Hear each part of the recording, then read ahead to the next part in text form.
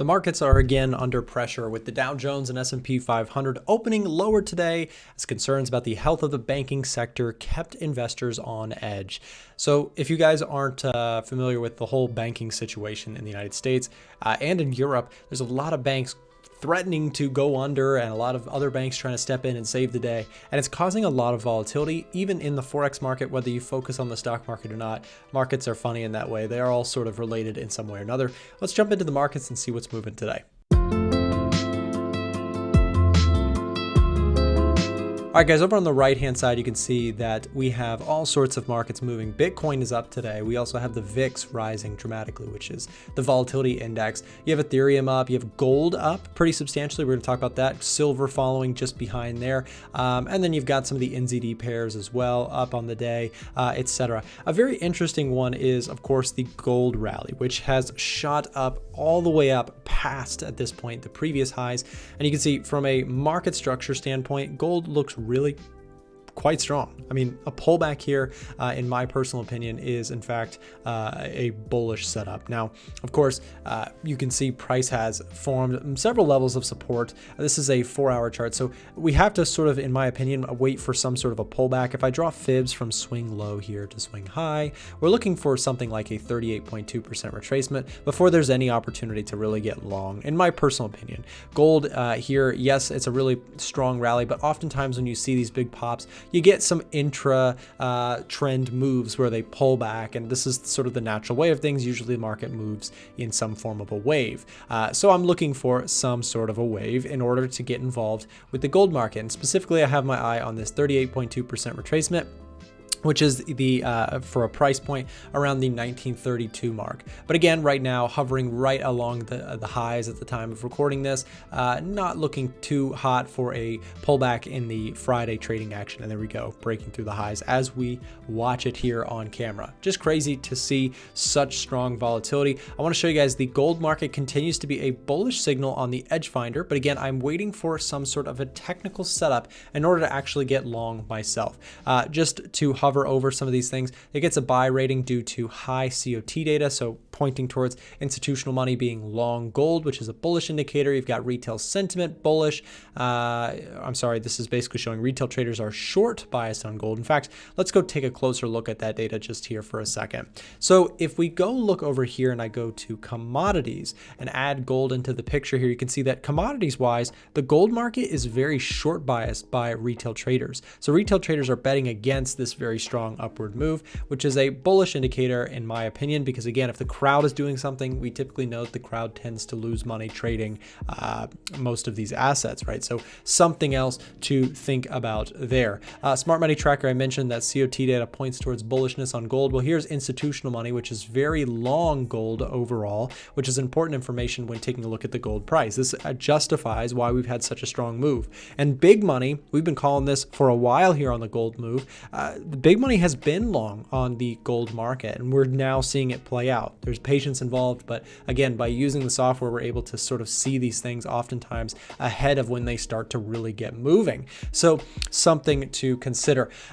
Just while we're on this page, you can see that the yen is one of the biggest shorts, as well as the Canadian dollar, a big short, and the S&P 500 still in the short range as well. So some other popular assets. Feel free to pause the video if you'd like to take a look at some of these that are on the screen. And by the way, guys, if you want access to the Edge Finder, for today only, we're doing a sale for St. Patrick's Day. So happy St. Patrick's Day to everybody. If you don't have access to the Edge Finder and you would like access, there's going to be a link and promo code down below in the description to get you 10% off the software. You can use code YTVIP at checkout, and that's going to get you 10% off the St. Patrick's Day sale for our software. So if you want access to it, if you've been waiting, now's a great time to grab the software for a discount. So check it out down below. And so beyond gold, there's other markets I wanted to discuss. I mentioned that the S&P 500 really taking a little bit of a tumble here, and you can see I thought we might hold a little bit more here. Did not do so at all. Now, I don't have any trades open on the S&P 500 in the short term. I am looking predominantly, short bias. This one I thought had an impressive jump up, but just goes to show how strong the bears still are. We take a look at the watch list, and you can see this one is still calling for downside. So S&P 500, US 30.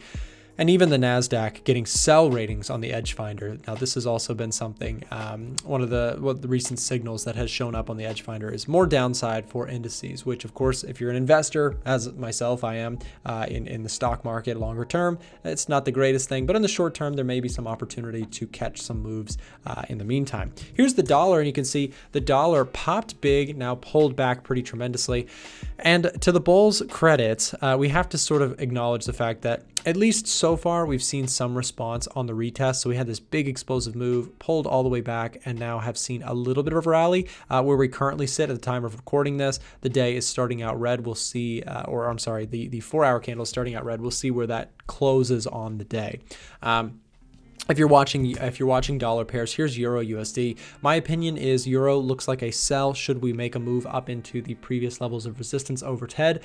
So levels like 1.07 and 1.074 look like sell zones, in my personal opinion, looking for a continuation of this overall sort of downward trend that we've been in. Now, recently we've been in a range-bound market. We've been stuck between these levels here and the lows around 1.055. I think there's a good solid chance that throughout the remainder of this rate hike cycle that we're going through, that the US could continue to play out on top, and that euro dollar could break the lows and continue beyond that. That would be my take on this. And part of the reason why I can sort of support that with the data is, again, we don't, when you watch me take trades on my channel and that sort of thing, I'm using data to sort of back up my ideas. It's not purely just, hey, the chart looks cool. It's actually beyond that with market data. And we can see that, for example, when looking at the euro, you've got a -6 score, and it also scores negatively in seasonality, which shows historically that the month of March is negative. Trend is to the downside, and I'll show you these in a little bit more depth in just 1 second. So GDP growth, now this is the big one. GDP growth, inflation, unemployment, and interest rates all favor the dollar over the euro. And let me pull up seasonalities just so I can double back on that. So seasonality, if we take a look at the euro, you can see that the month of March is historically a negative month on the 10-year and 5-year averages. So something to think about there is that, okay, if we're expecting a decline in March, I probably want to avoid longs in the short term there on the euro. So that would be my take on the euro there. Now, also I mentioned that when we take a look at the actual signal page for the euro dollar, you can see it gets a -6, and it scores very heavily on the short side when we take a look at economic figures where GDP growth, inflation, unemployment, and interest rates all favor the United States, which is adding up tremendously on the bearish score that we're getting when looking at the euro. So I'm looking for euro shorts if they can set up. I'm happy to look for some of those. Should we rally a little bit higher, I would actually be okay with possibly looking for a setup there. Dollar yen, a lot of you guys have seen me. I've been trying to catch a dollar yen pullback. It's been a rough ride. Haven't really been able to catch anything substantial. We had a bit of a pop yesterday, but we are again retesting sort of the lows near that area, and we'll see if that can catch a bounce. Overall, I still like the technical chart. And take a look at the swing high to swing low. We tagged yesterday the 61.8% retracement. Looks like we are testing that again today, and we'll see if that can get taken out. If that gets taken out, we'll take a small loss and move on with our day. But if this is able to sort of rally from here, 61.8 looks really good, and could actually offer some good upside move here if we're right? So if I'm wrong, I'm just wrong, and then that's going to happen sometimes. But if I'm right here and we're able to sort of catch the low here, the risk to reward could be really, really quite good. So this is one that I'm watching and trading within the Discord channel. If you're not already inside of the Discord, you can see all the trades being taken by myself and by my team. Let me share what that looks like here. So if you're not in the Discord, there's also, we're doing again our St. Patrick's Day sale. Link down below. Get access for a 10% discount code there, YTVIP. And you can see the trades being taken by myself, Frank, and Ivan, and we share all of our ins and outs, why we're taking the trades. It's more of an educational service than anything else. If that would be useful to you, again, you can get access to this, or you can get access to this and the Edge Finder as a combo deal. So all of that is information that you can find on the website down below in the description. Guys, thank you very much for tuning in to another video. Hope this was helpful to you on your trading day. Trade safe and have a great weekend. See you next time. Before you go, make sure to check out our free Discord channel linked down below in the description. And if you want to try out some of our products, our software tools here at A1 Trading, we have free versions available also down below in the description. Check them out for yourself down below. Also, if you enjoy our content here, we work really hard behind the scenes to bring this content to you each and every day. And if you enjoy our content, it would mean a lot to us if you hit the thumbs up button before you head out. Thanks for watching.